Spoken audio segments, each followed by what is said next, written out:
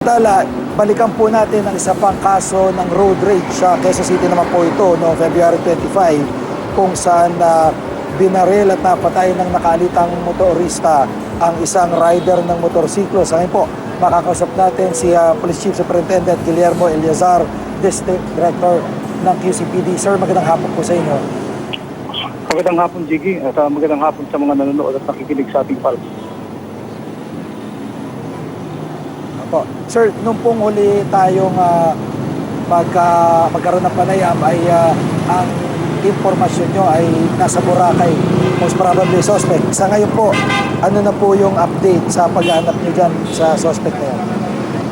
Actually, Jiggy, nag-file na tayo ng murder case against the suspect, si Predison Atienza alias Sonson, noon pang March 3. And sinagawa natin yun para tuloy-tuloy na tumakbo yung gulong ng hustisya.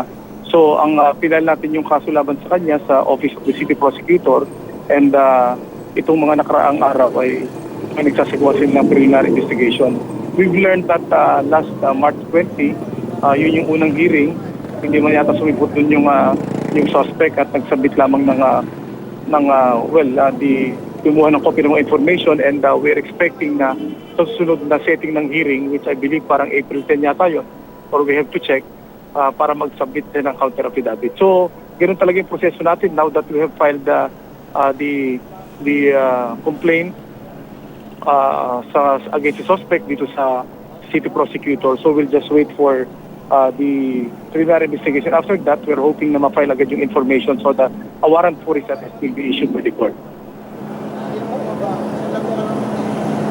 Opo, pero yung sa Boracay, wala na po doon, wala na kayong informasyon na nakukuha mula sa mga taga Boracay? Wala na po. Actually, nung mag-decide po tayo mag-file ng kaso, meron tayong informasyon na lumabas na siya doon. So, kaya nga pong ginawa natin, doon practically yung pong ating manhunt operation sa kanya, doon sa loob ng isang linggo na yon, nag-decide na po tayo na mag-file ng kaso para ang ating pong hinahanap na lamang is magkaroon po ng warrant for his arrest eventually. Opo, at sa ngayon, sa tingin nyo ba ay lumabas na ito ng bansa?